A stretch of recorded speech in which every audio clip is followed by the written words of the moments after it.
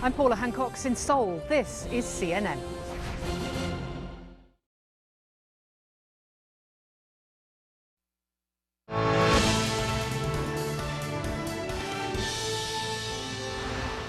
Hi, everyone. I'm Jessica Dean in Washington, in for Frederica Whitfield today. And I'm joined now by my colleague, Dana Bash, who's in Uvalde, Texas, where President Biden is meeting right now with a community in mourning. Dana, I know you've been there talking with people all morning, people understandably still simply devastated by what happened. Tell us what you're seeing there. You can feel it in the air. I mean, it is just heavy, as you can imagine, because of the unimaginable that happened here on Tuesday. And I'm here at a makeshift memorial in the town square in Uvalde, and it has just been teeming with people coming to pay their respects.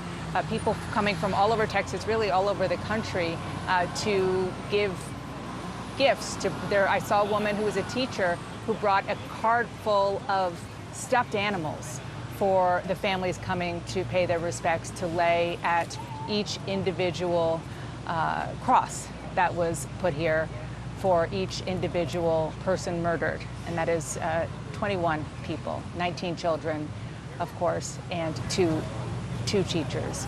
And President Biden is here as we speak in Uvalde. He is playing his all too familiar role, comforting families following an unspeakable tragedy. The president and the first lady visited the memorial site at Robb Elementary School a short time ago before heading to a mass service.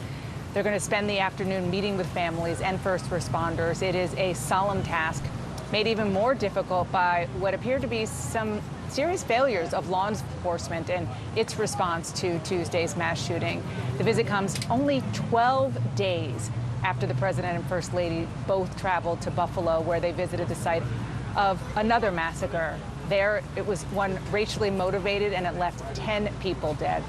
Now, yesterday, Vice President Kamala Harris attended a funeral, one for 86-year-old Ruth Whitfield, the oldest victim of that attack. And this just in, the Justice Department just announced they're going to conduct a review of the law enforcement response to the shooting. Lucy Kavanaugh is here with me with that breaking news. So, Lucy, what are you hearing? Well, Dana, this critical incident review of the law enforcement response was actually conducted at the request of Uvalde's mayor. It is a significant development because, of course, the law enforcement response by officials here and Texas officials as a whole has been a source of concern. More than an hour, nearly 80 minutes of carnage before that shooter was neutralized by law enforcement officials. And I want to read you a little bit of the Justice Department statement. They say that the goal of the review is to provide an independent account of law enforcement actions and responses that day, to identify lessons learned and best practices to help first responders prepare for and respond to active shooter events. The review will be conducted with the department's Office of Community-Oriented Policing, and as with prior Justice Department after-action reviews of mass shootings and other critical incidents, the assessment will be fair, transparent, and independent. The Justice Department will publish a report with its findings at the conclusion of the review. Obviously, we don't know how long that's going to take. We know that there is a lot of frustration and, frankly, anger among some of the families here who, again, many of them were outside of that school when this incident was unfolding, watching the law enforcement outside of the school. The decision was made not to go in immediately, and that's certainly going to be one of the things that this review will be tackling. It's a big deal for the federal government, the Justice Department, to take the lead, to take the initiative in doing this. Now, obviously, there were federal agents here as well, so that's part of it. But I've been talking, I know you've been here longer than I have, talking to local officials who say that they also want an accounting on a more local level, and they want almost a minute by minute. I was talking to a state senator this morning about wanting to know how many law enforcement officials were here and what each of them were doing and when. I mean, there's so much anger, but at the same time, I'm sure you're finding this as well, these law enforcement officials, the local ones, they're also part of this enormous community, just as the teachers and the students were. So it's complicated. complicated and affects everyone. I mean, one of the deputy sheriffs lost his daughter. Almost everyone here is affected in one way or another, even if they don't have direct family members who were at that school. They are part of this tiny, tiny community, less than 17,000 people. It's a close-knit one, and these answers, certainly these questions about why it took so long, what exactly unfolded, what was that minute-by-minute TikTok, certainly demands answers. And I've had family members say to me, state senators say to me, that the horror of it is that they worry that some of these children could have been saved. Lucy, thank you for that report. And I want to go now to Arlette Saenz, who is at Robb Elementary School. Arlette, you were there when President Biden came by. He placed some flowers on that memorial, took some time to pray and to talk to some local officials. What else did you see? Well, Dana, it was a very emotional moment for President Biden and First Lady Jill Biden as they came to the memorial here at Robb Elementary School. The first couple really taking some time to read each of the names on those crosses of those 21 lives lost in that massacre on Tuesday. They looked at the pictures, all of the flowers, the stuffed animals that have been left in honor of these young children and their two teachers who were killed. The president, his advisors has said, found it important to come here directly to Uvalde to try to offer some type of comfort directly to the families and the community that has been impacted. Right now, he is attending a Catholic Mass at Sacred Heart Catholic Church, as he typically does on Sundays. But of course, it takes on additional meaning as he is worshiping in the pews with the local congregation, about 600 people who are gathered at that Mass here today. The president also will be meeting in just a short while for several hours with the families of those 19 families who lost their children and the families of those two teachers who were killed in this massacre. But as the president and Texas Governor Greg Abbott were here at the memorial site, there was also an onlooker who was shouting, saying that they want to see change, that their children are not safe. And I spoke to him afterwards. His name was Ben Gonzalez, 35 years old, and he says he wants to see change in a host of issues: more gun laws, more resources for mental health, and resources for these schools. And he said ultimately it is up to those who have been elected to Congress and to the state legislators to act. Take a listen. At a certain point in time, it's going to be on us because we vote these people in to represent us, and they're not representing us. And it's heartbreaking because things like this happen, because something needs to be done. Something. We need change. We need help. And my biggest fear is that nothing's going to change. In 6 months from now, Uvalde is just going to be Uvalde, and it's just going to be history, and nothing's going to have changed. And that is just one of the many questions facing the community in this moment. Now, in just a short while, the president will be meeting with the families who lost their loved ones. Later, he will be meeting with first responders, trying to offer some sense of solace, some sense of comfort as they are dealing with this unimaginable, gut-wrenching loss. Dana. Arlette, what a powerful interview with that Uvalde resident who was so frustrated. You could hear it, the desperation in his voice. Thank you so much, Arlette. And let's bring in CNN political commentator and former special advisor to President Obama, Van Jones, and CNN political commentator and former Atlanta Mayor, Keisha Lance Bottoms. Thank you both for joining me. I don't know if you can see it, but our viewers can, and I'll describe what I'm holding up.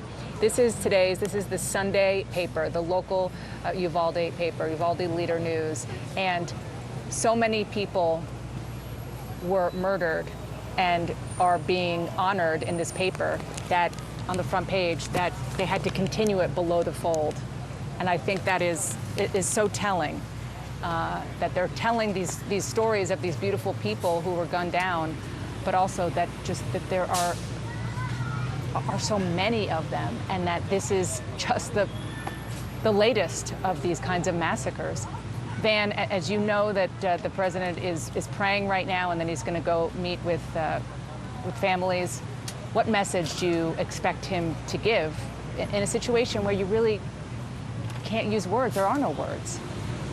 You know, the limits of the power of the presidency are really present in moments like this. The president can't bring people back to life. He can't change laws overnight. He can't make all the guns disappear.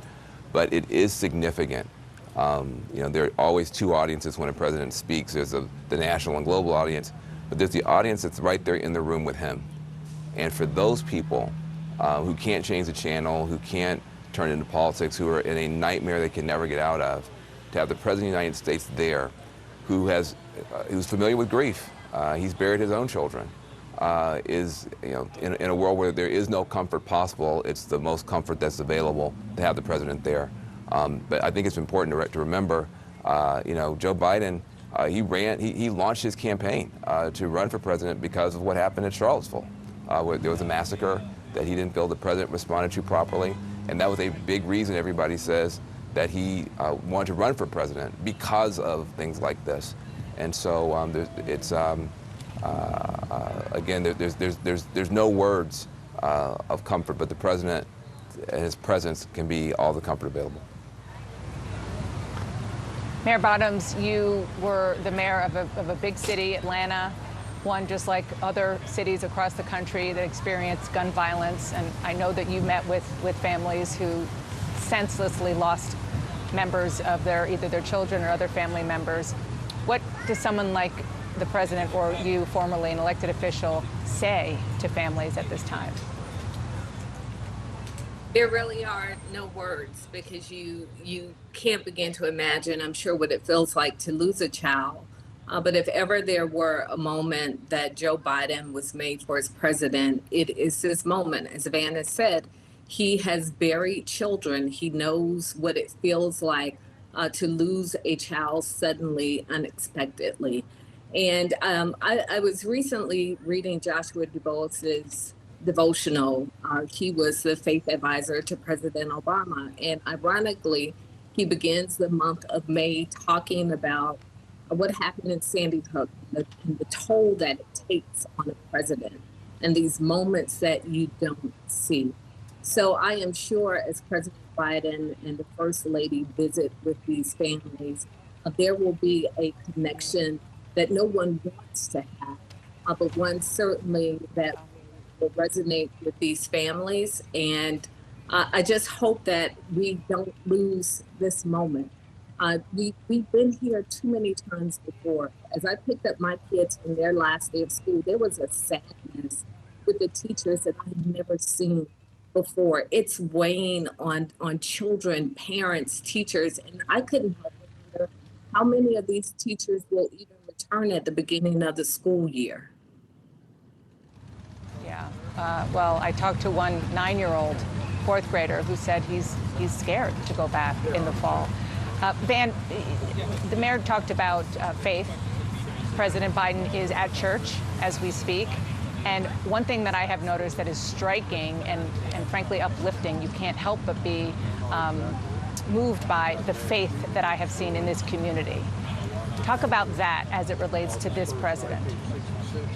Well, this is the kind of thing that will drive you to your knees, even if you're not a person of faith. Situations like this are so overwhelming, so shocking, so heartbreaking that it tends to bring people to a deeper place. And Joe Biden is a man of deep faith, and he, you can tell when a politician is using, their religious bona fides just for political purposes. That's not Joe Biden.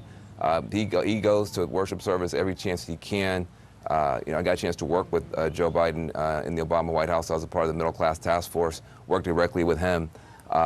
He exudes a kind of empathy, a kind of genuineness, and a kind of rootedness in that Catholic faith of his, which really is the backbone of who he is. And his sister's the same way. But I think that that community is a small community. I think people know it's mostly a Latin community. There are a lot of Catholics in that community. So they're going to have, he's going to have an extra level of resonance and understanding of the rituals, the symbolism. This is a part of his duty. Joe Biden at his best is almost a sort of, grandfather in chief of the country. A country that's really struggling, a country that's in a lot of pain, a country that's going through a lot. In these moments, he can, through his faith, through his personal witness, he can remind us of the best in ourselves, and also that tomorrow always comes. That there will be a time, as I'm sure he will say, that the memory of these children will bring a smile before it brings a tear, and he can guide people through that process, relying both on his personal witness and on his faith. And Mayor Bottoms, meanwhile, the vice president also had to pay her condolences. She went to Buffalo, to the site of a racially motivated massacre. Talk about that moment yesterday.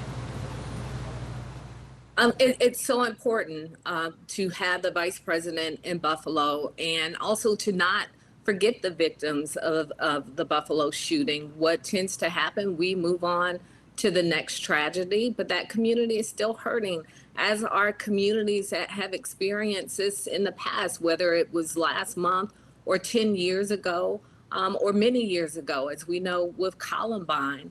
And what we do know is that there is an ability for us to do better. So our presence is important.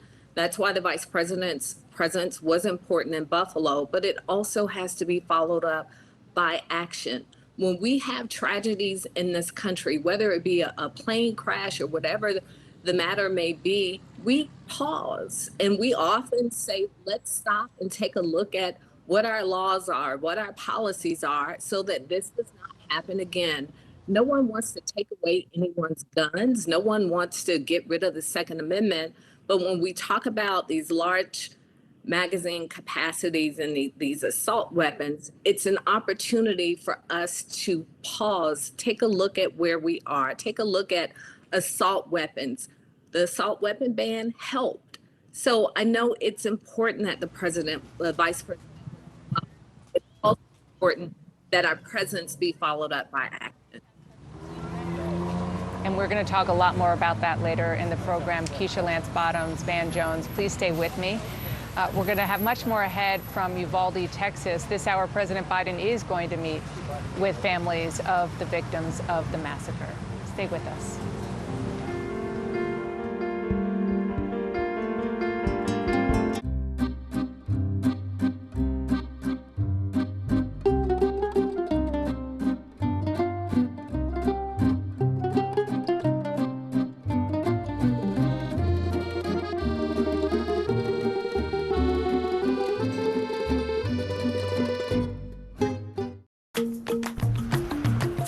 We have waited for hours to convert currencies, days to clear checks, and decades to reach our potential. But now, we can access the power of African free trade in an instant with PAPS, the Pan-African Payment and Settlement System. Overcome barriers, reduce risks, trade in local currencies, and connect with a single market united across Africa. Be a part of Africa's flourishing free trade today.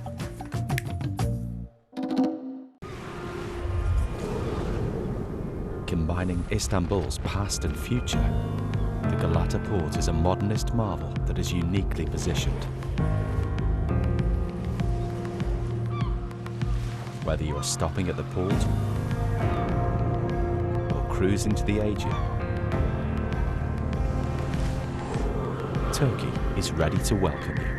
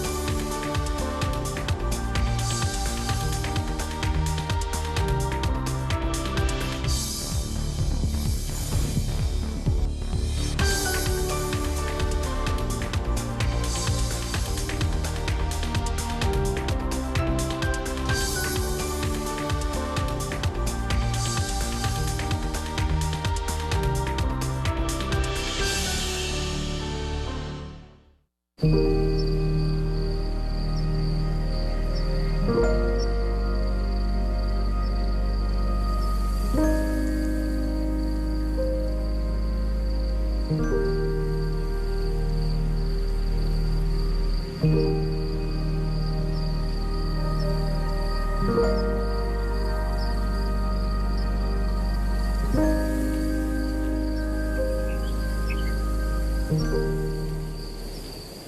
World Sport. World Sport. For World Sport, I'm Coy Wire. I'm Amanda Davis. I'm Andy Scholes. I'm Don Riddell. I'm Alex Thomas. I'm Patrick Snell. And this is CNN.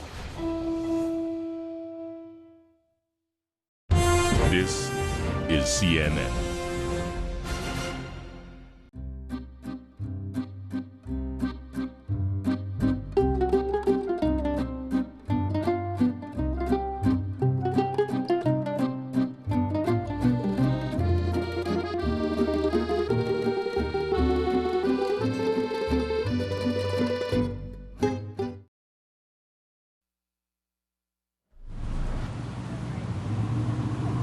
Welcome back. I'm Dana Bash in Uvalde, Texas, here at this memorial that has really grown at the town square. It's remarkable to see how many people are here, of course, from the community, but coming from all over Texas and, frankly, all over the country.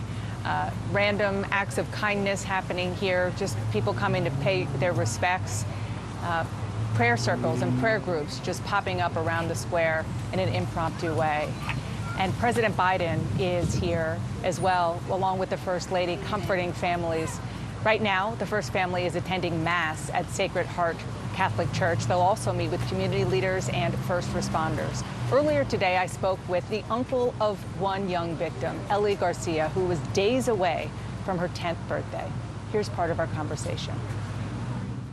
Ellie was a beautiful little girl. She was filled with so much joy, so much life, so much. She had a good heart. She was never angry at anyone. She loved everyone. She was just such a good kid. What did she like to do? She loved basketball. She loved to ride bikes. She loved going to church with us. She loved the Lord. She loved school. Dancing, TikToks. Hey guys, What a 9-year-old kid would like to do. She's about to have her birthday. Birthday's next Saturday on the 4th. Yes. She would have been 10. And she still will be 10. That's so tough. It's very hard. I mentioned that weekend will be a tough weekend for the family because her birthday's on the 4th, and 2 days later on the 6th, we will bury her. When I got to the school, just seeing the police presence there, a police officer, a Border Patrol agent, highway patrolman, standing every 10 feet with a rifle in their hand. It started sinking in, like, what is going on? They were taking DNA swabs from all the parents. And I instantly knew she was gone.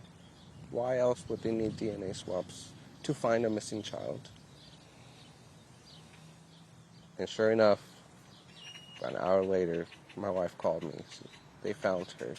She didn't make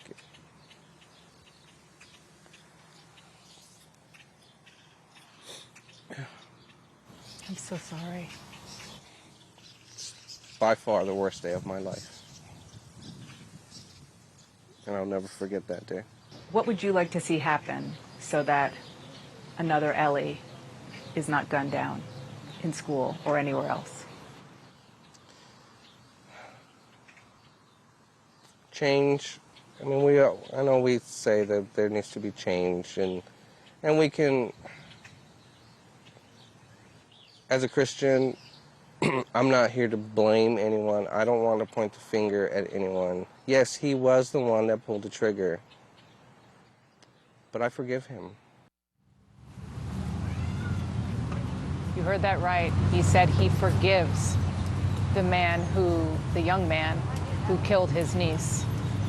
Said he's angry, he's very angry, but he forgives him. And he said that is his faith that allows him to do that. He also said he's very angry at law enforcement, but forgives them too. More importantly, Ellie's 9 years of life, he said, will never leave their family, even in her death. We'll be right back.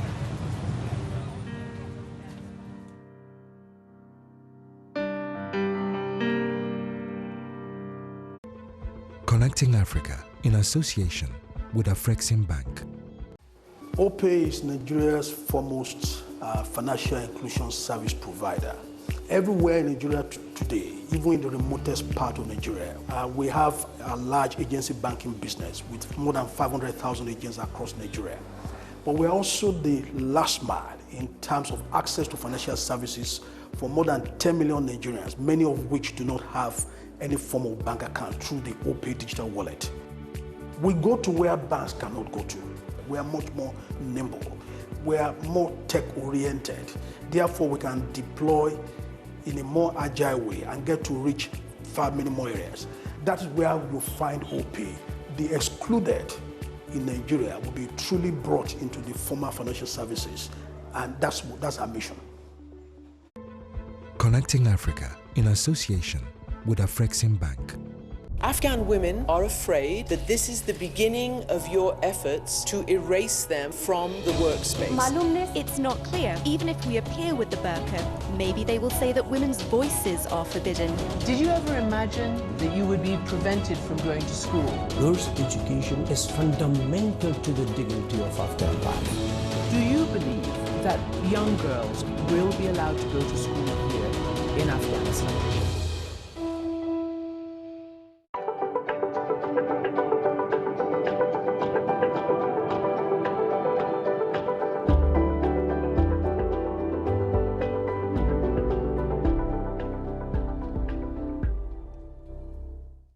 Interviewed 5 U.S. presidents, authored 7 books, and has an independent voice that resonates. What happened to when we were united against a common enemy? He's raw, unique, and one of America's most important talk show hosts. Watch Smirconish, Saturday on CNN. The world's biggest business stories. From every corner of the globe. Marketplace Africa, Asia, Europe, and Middle East. I'm Linda Kincaid in Atlanta, and this is CNN.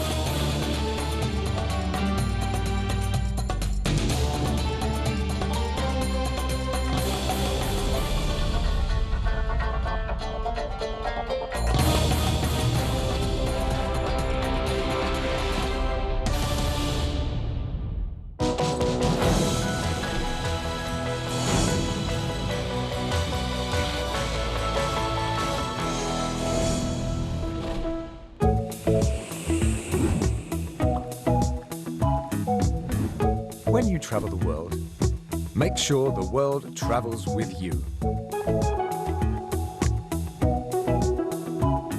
Check in, log on, and get connected with all of the latest developments at your fingertips. CNN Partner Hotels. Connected to your world.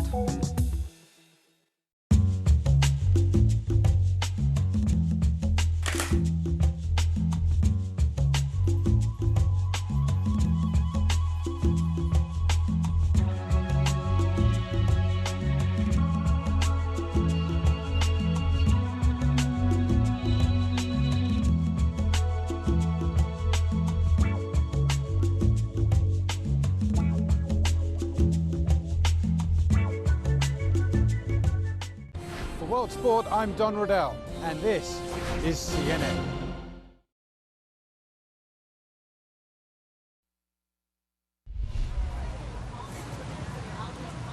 As the president and vice president mourn with the families of victims of both Uvalde and Buffalo this weekend, more communities continue to deal with the pain caused by gun violence.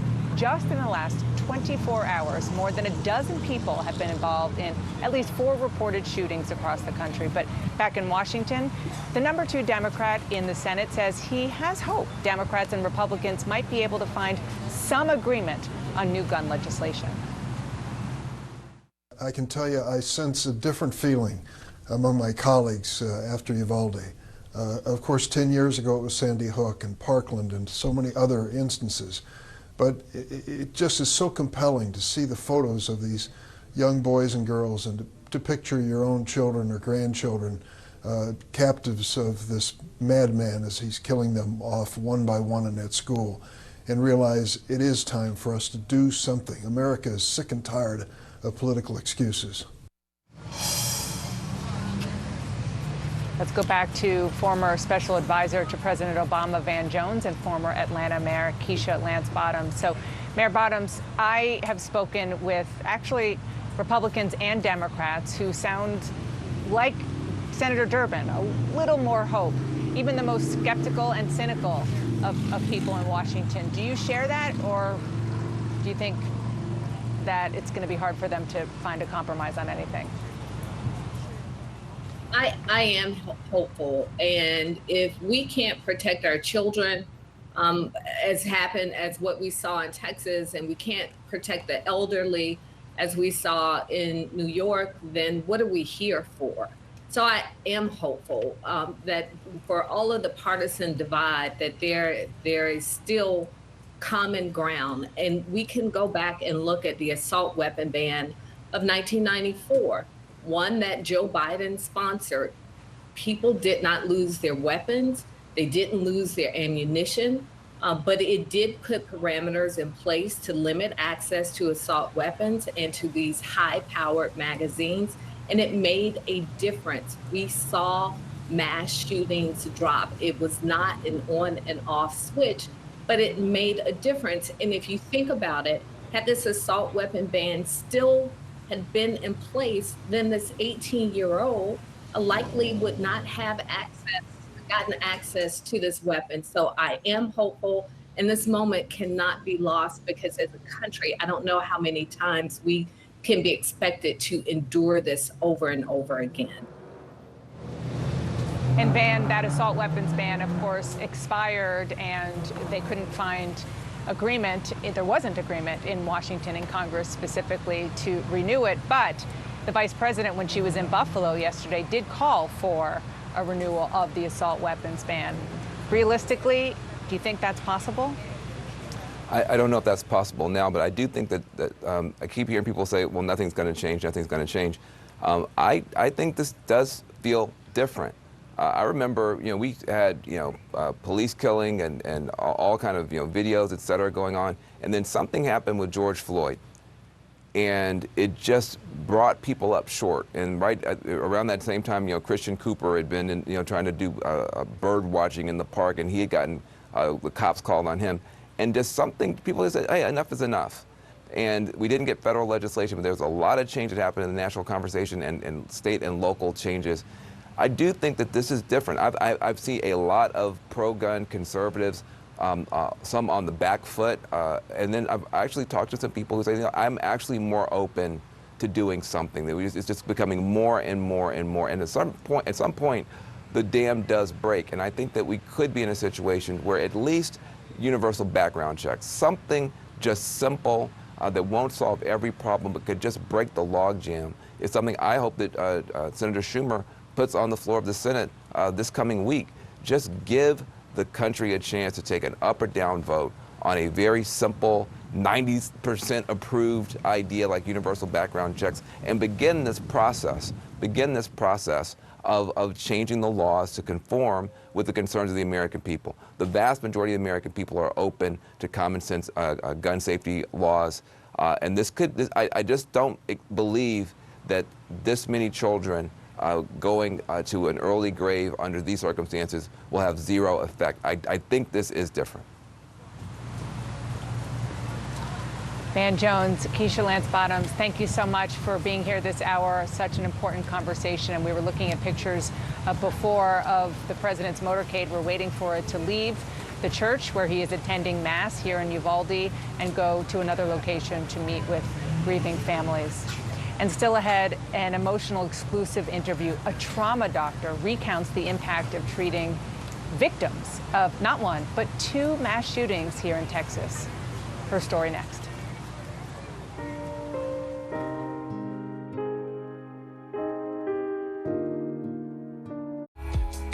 Living Golf in association with Gulf Saudi.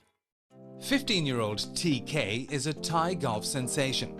In April, he became the youngest male player to win on one of the game's major tours. And although he's still an amateur, he claimed the $750,000 Trust Golf Asian Mixed Cup, and he has high hopes for his future in the sport. I love golf, I love practicing. Yes, it's hard, it hurts, and it takes in a lot of discipline, but even just 2 months of super hard work just to get that one good shot or just a good result, I think it pays off for me. I think the thing with Thai golfers is that we're very fortunate as juniors. Like, we would have tournament every single week, and I think Thai parents are pretty competitive as well, so they push their kids hard, and those who come out still loving the game of golf, I think can go really far.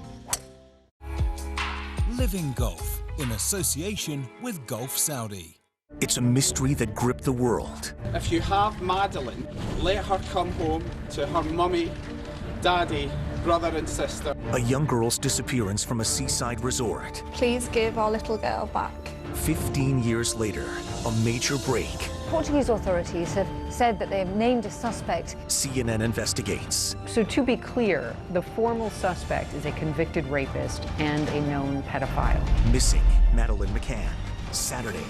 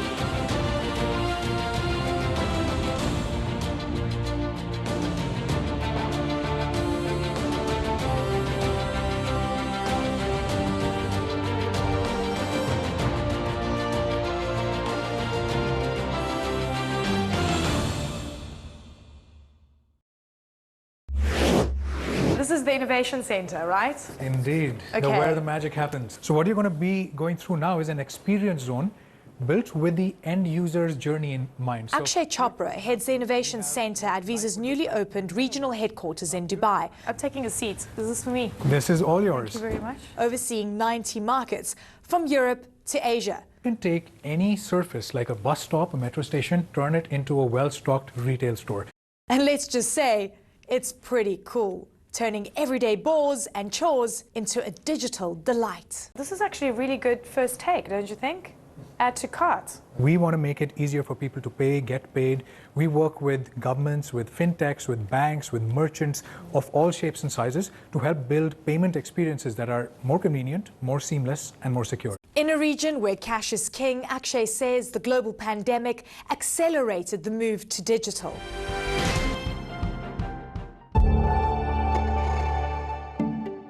It is actually very complicated to move money around the world. Few companies can do it at scale. Few companies can do it in the number of countries that we do it. And so these companies that come together like MoneyGrams and like our competitors do really provide a very unique service, and that is to instantly move money, get funds from the United States to Mexico, literally in sub-seconds.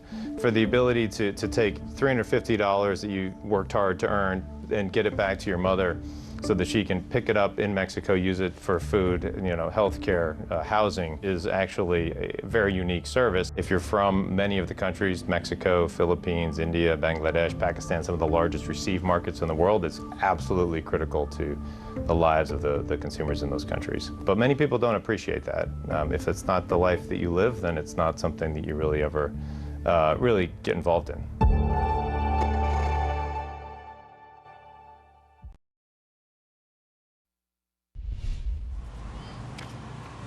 In a CNN exclusive interview, a Texas trauma unit doctor opens up about the impact that not one but 2 mass shootings in less than 5 years had. CNN's Lucy Kavanaugh spoke to the doctor at San Antonio University Hospital, where several victims of the latest shooting were taken, the same place where victims of the 2017 Sutherland Springs church shooting were taken. Yesterday, I took this picture right here at this memorial. It's a teddy bear with a message from Sutherland Springs. Lucy, it is unimaginable the first time. The second time for doctors? You know, the team that I spoke to there described this sickening sense of deja vu, and I can't help but think about these concentric circles of trauma that take place after a mass shooting like this, not just for the community and the families of the loved ones who lost loved ones, but also for these unsung heroes, the first responders, the nurses, the doctors. They're responsible for keeping the survivors alive. We spend time at the trauma unit at San Antonio's University Health Hospital. They are caring for a number of the victims. They're obviously trained to deal with something like this. They know how to compartmentalize, but as human beings, as parents themselves, it's taking a toll. And like you said, it's not their first mass shooting. Let's watch. Get the glide scope in there, please. At San Antonio's University Health Hospital. All of us would be in a level 1 alpha if one came in. Anesthesia's on their way, blood bank is on their way. Doctors and nurses prepare to receive the most critically wounded. It's one of the busiest trauma centers in the nation. You have yours laid? Yep, I got a 21 and a 15 up. Okay. Perfect. And CNN got exclusive access inside as Pediatric Trauma Medical Center Director Dr. Lillian Liao and her team demonstrated preparations for a mass casualty event. Anesthesia's here. Go ahead and get up there with Kelly so we can back her up in case it becomes a difficult airway. Today, it's a drill. This is one of the teams that we formed. And the day of the mass casualty event, we formed multiple teams such as this. But it wasn't a drill on Tuesday, when a teenage gunman burst inside Robb Elementary School in Uvalde, Texas, murdering 19 children and 2 teachers, injuring at least 17 others, officials say. It's devastating. You know, I think the same thing that every other person in this country is thinking, you know, how horrible their last moments were, right? And what that scene looks like. The trauma unit prepared to receive dozens of Uvalde's wounded. The blood. The blood's been checked. Nurse Colleen Davis recalled the agonizing wait for patients and a grim realization. After a while, you start realizing more aren't coming, and you start realizing why, and then the weight of that just kind of sets in, and it stays with you for the rest of the day and all the days after. 4 of the victims were brought right here to University Hospital, 3 little girls and the shooter's grandmother. For the doctors and nurses working here, it unfortunately wasn't their first mass shooting. Less than 5 years ago, a gunman slaughtered 26 people at the First Baptist Church in Sutherland Springs, just 34 miles southeast of downtown San Antonio. Dr. Liao was on duty. None of us anticipated that we would be involved in yet another mass casualty event. It's not something we imagined. Trauma nurse Crystal Flores was working alongside Dr. Liao in 2017 as patients wounded in the church massacre began to flood in. She can't believe it's happened again. I immediately got like this horrible feeling in the pit of my stomach and deja vu, basically because it was even in the same location where we got notified from Sutherland Springs. Flores is haunted by the lives her team couldn't save. Just keep replaying things in my brain and thinking like, what if they would have gotten here like 30 minutes after the first notification? We probably would have saved a lot of people, but it's just what ifs, and it just doesn't change the outcome. Like many of her trauma center colleagues, Flores is also a parent. He just turned 6 and he's in kindergarten. And today's his last day of school, and I have a 1-year-old. It's just hard, and it's just, how do you tell them? Dr. Liao says she copes by focusing on the good, her team, her family, and her little ones. That's what you want to amplify at a time like this, is amplify the being grateful and the kindness that the world shows rather than focusing on the negative, because that can really put you in a wrong place moving forward. She breaks down when talking about the invisible scars the surviving children will carry. You know, I kind of thought back to when I was 10 years old, and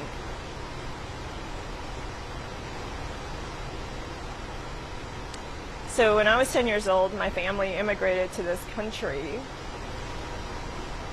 and my biggest challenge was learning to speak English, and you just can't imagine what these children are going through, and it's really unfair. It's really unfair. And when you walk into that hospital, there's this huge banner that was sent to them by the doctors in Aurora, Colorado. The banner was sent after the Sutherland Springs shooting. The doctors in Aurora obviously experienced their own shooting in 2012. The spokeswoman at the hospital broke down, describing not knowing how many more of these banners she was going to have to make. I mean, these doctors, these trauma unit doctors, are part of a club of their own, a club that nobody wants to be a part of. What an incredibly powerful piece, Lucy. Thank you. Really special people who do those jobs. And one of the doctors there talked about the invisible scars of the children who survived. We're going to talk about that coming up. Stay with us.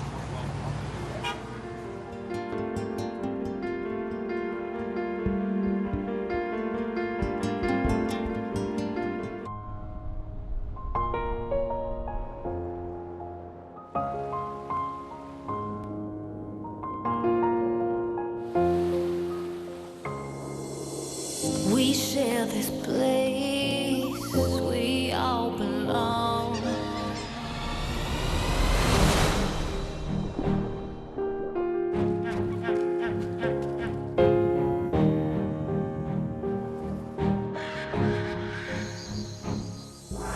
We have to restore this planet's soul.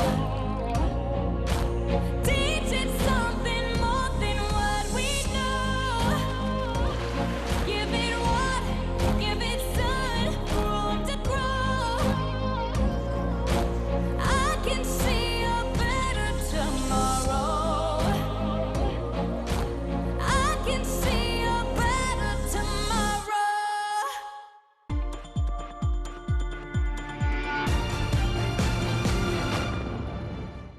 Chicago's South Side can sometimes carry a difficult, if not dangerous, reputation. The threats in our community are numerous. There's threats of violence with gangs, with family members. There's guns. There's inequities in the system where students can't even go outside. But in recent years, a new problem has come to light: human trafficking. Human trafficking is something that affects every single person, no matter what age, no matter what gender, no matter what identity. It affects every single person. But inside the brick walls of the Curie Metropolitan High School, a talented group of students has decided to do something about it. The students are part of a collective called Performers for Change. They're led by dance instructor Melinda Wilson. For the students, it's a chance to express themselves while educating their classmates. For Wilson, it's a chance to bring what some might consider a taboo topic out of the shadows. I hope that it gets teens to really understand the dynamic of how serious and horrific these crimes are.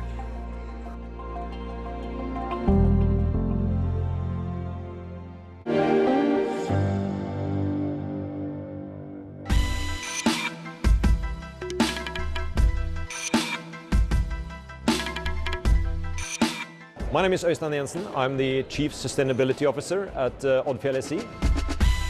It is important that shipping becomes sustainable. It is important that shipping moves towards zero because we are a part of the global value chain.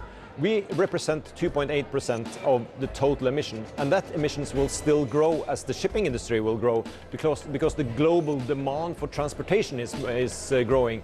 And so the only solution is actually to go zero. Thank you to Sustainability Live. Being an event like this, I believe that is important because it gives you the wider understanding of the challenge. It gives us insight to areas that we haven't thought about, because this challenge is nothing one company can solve by themselves. So that's why we need to collaborate, and we need to collaborate across the industry.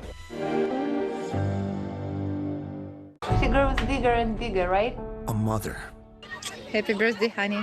caught in a war. We should not forget, we should not forgive. Her story, We have these new threats from Russia is because they are very angry. We are angry too. and one anchor's journey to meet her. So nice to meet you. Has it helped making videos? Maybe I will die, but this video will be left behind. An Anderson Cooper 360 special report, A Mother's Diary of War, Monday. You can help the refugees from Ukraine. Join the over 80,000 who've already raised millions for food, shelter, and more. Explore cnn.com/impact. Click to take action. For World Sport, I'm Alex Thomas, and this is CNN.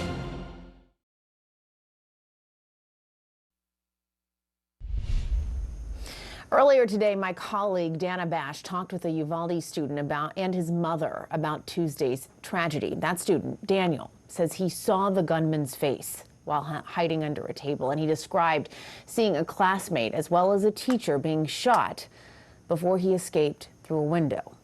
His mother, Brianna, spelled out the reality he now knows at too young of an age.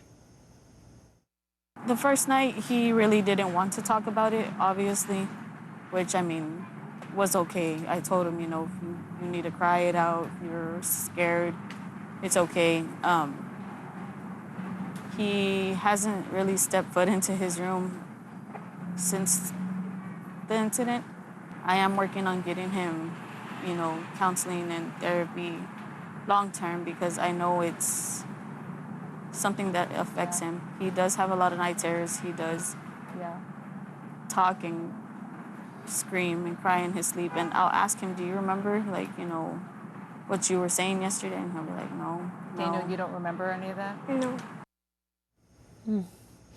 I want to bring in Jody Baumstein. She's a licensed therapist at Children's Healthcare of Atlanta. Jody, it's great to see you under terrible circumstances, unfortunately.